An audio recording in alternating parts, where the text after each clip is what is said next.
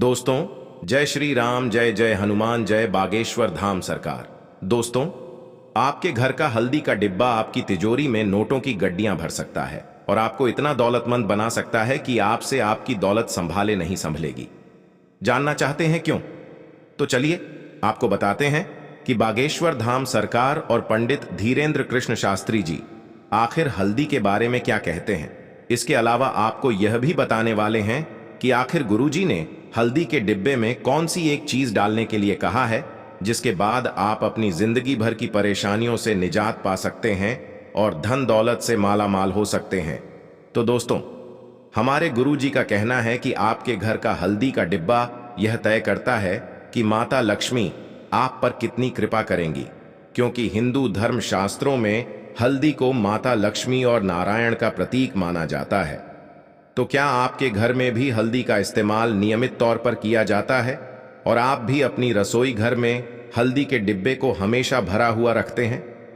कहीं आप अपने हल्दी के डिब्बे में झूठे हाथ तो नहीं डाल देते और कहीं आपका हल्दी का डिब्बा कभी खाली तो नहीं रहता, क्योंकि आपकी एक छोटी सी लापरवाही आपकी जिंदगी में कई बड़ी मुश्किलों को न्योता दे सकती है और आपके घर से माता लक्ष्मी और नारायण हमेशा के लिए नाराज होकर किनारा भी कर सकते हैं।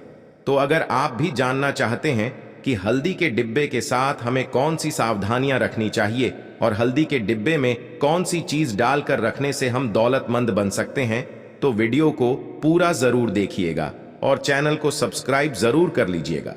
दोस्तों, स्वागत है आपका वास्तुशास्त्र ज्योतिष यूट्यूब चैनल पर। आगे बढ़ने से पहले वीडियो को लाइक जरूर कर दें, जिससे कि श्री बागेश्वर बालाजी की कृपा आप पर और आपके परिवार पर सदैव बनी रहे।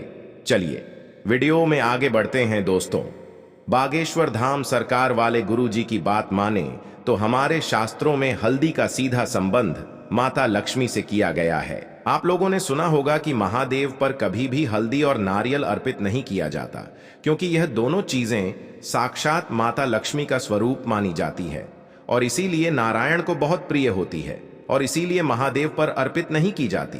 साथ ही हिंदू धर्म में धार्मिक कार्यों के दौरान और त्योहारों पर भी हल्दी से विशेष रूप से पूजा की जाती है और माता लक्ष्मी का स्वरूप मानकर नारायण पर हल्दी अर्पित की जाती है, ताकि नारायण हमसे प्रसन्न रह सके।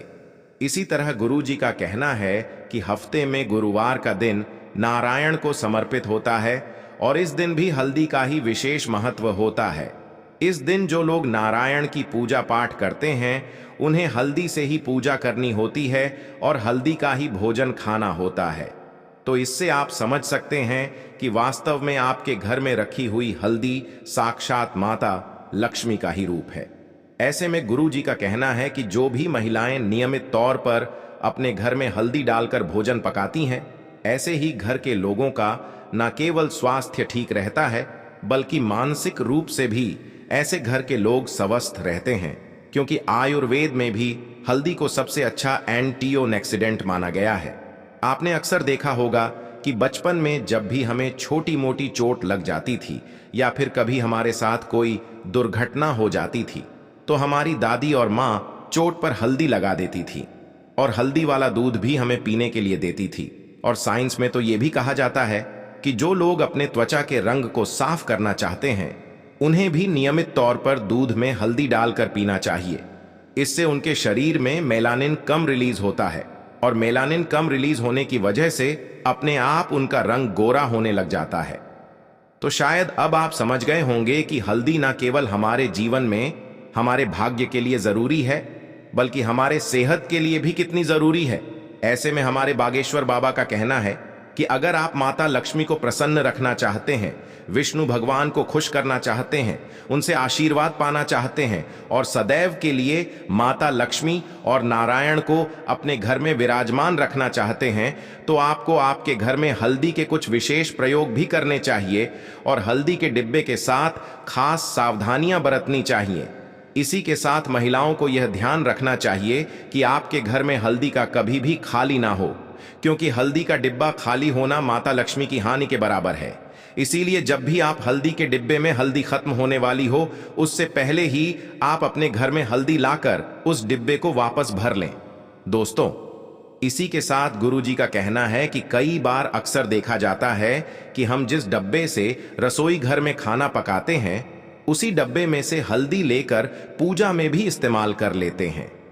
एक तरीके से देखा जाए तो यह साक्षात माता लक्ष्मी का अपमान माना जाता है। इसलिए महिलाओं को पूजा में इस्तेमाल होने वाली हल्दी को अलग से निकाल कर रखना चाहिए ताकि अशुद्ध और झूठे हाथों से इस्तेमाल हुई हल्दी का प्रयोग पूजा में ना हो। इसी के साथ गुरुजी ने यह भी कहा कि महिलाओं को हर गुरुवार को आटे की रोटी बनाकर उस पर थोड़ी सी हल्दी, गुड़ और चना डालकर गाय को भी जरूर खिलाना चाहिए।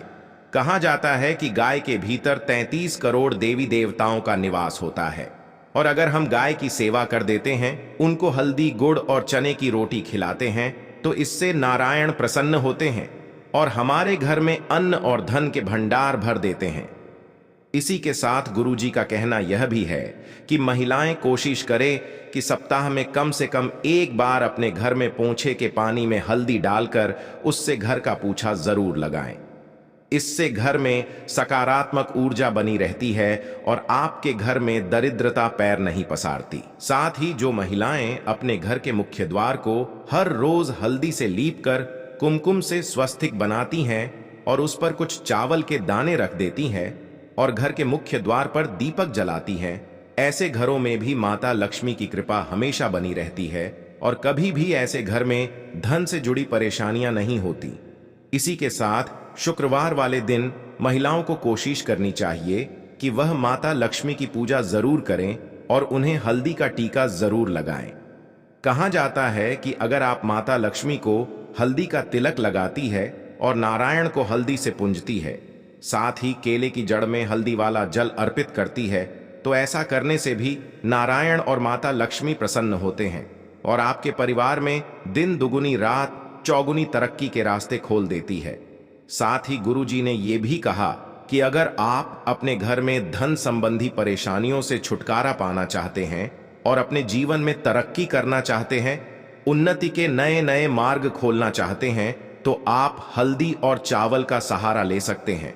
चावल भी माता लक्ष्मी को अत्यंत प्रिय होते हैं, तो अगर आप अपने घर में चावल के डिब्बे में 5 हल्दी की गांठ माता लक्ष्मी का नाम लेकर शुक्रवार वाले दिन डाल देते हैं, तो इससे भी माता लक्ष्मी आपके घर में स्थायी रूप से विराजमान रहती है।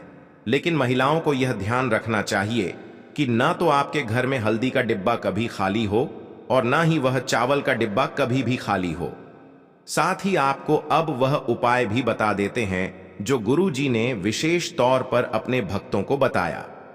गुरुजी ने कहा कि अगर आप अपने घर में धन से जुड़ी परेशानियों को हमेशा के लिए खत्म करना चाहते हैं और माला माल होना चाहते हैं, तो आपके घर में जो भी हल्दी का डिब्बा है उसमें आप एक छोटा सा चांदी का सिक्का माता लक्ष्मी का नाम लेकर डाल दीजिए।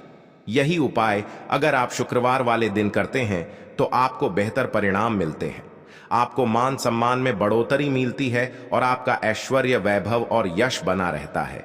किसी के साथ अगर आप अपनी जिंदगी में कुछ अच्छा करना चाहते हैं, सफल होना चाहते हैं, तो हर रोज हल्दी का टीका अपने माथे पर जरूर लगाएं। ऐसा करने से आपका गुरु और शुक्र ग्रह मजबूत होता है और ये दोनों ही ग्रह आपकी धन संबंधी परेशानियों को खत्म करते हैं। इसी के साथ अगर आप अपने घर की तिजोरी में बरकत बनाना चाहते हैं तो शुक्रवार वाले दिन हल्दी से माता लक्ष्मी की पूजा जरूर करें। उन्हें पीले रंग की खीर का भोग लगाएं। उसके बाद उसी हल्दी को लेकर अपनी तिजोरी पर स्वस्तिक बना लें। ऐसा करने से माता लक्ष्मी की साक्षात कृपा आपकी तिजोरी पर होगी और आपका धन बेफिजूल में खर्च नहीं होगा। साथ ही बचत और बरकत के रास्ते भी खुलने लगेंगे। इसके बाद गुरुजी ने यह भी कहा कि अगर आपके घर में नकारात्मक ऊर्जा का वास रहता है या आपको ऐसा लगता है कि आपके घर में दरिद्रता आ गई है, तो गुरुवार वाले दिन आप हल्दी से विष्णु भगवान की पूजा जरूर करें। उसके बाद हल्दी से अपने मुख्य दरवाजे के दोनों तरफ स्वस्तिक बना दें और यह नियम आप प्रत्येक गुरुवार को जरूर करें। ऐसा करने से आपके घर में सकारात्मक ऊर्जा का वास रहेगा।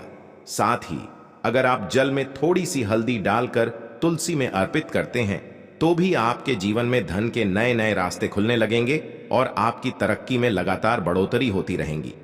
तो दोस्तों, ये थे हल्दी के कुछ खास उपाय जो गुरुजी ने अपने भक्तों को बताए हैं।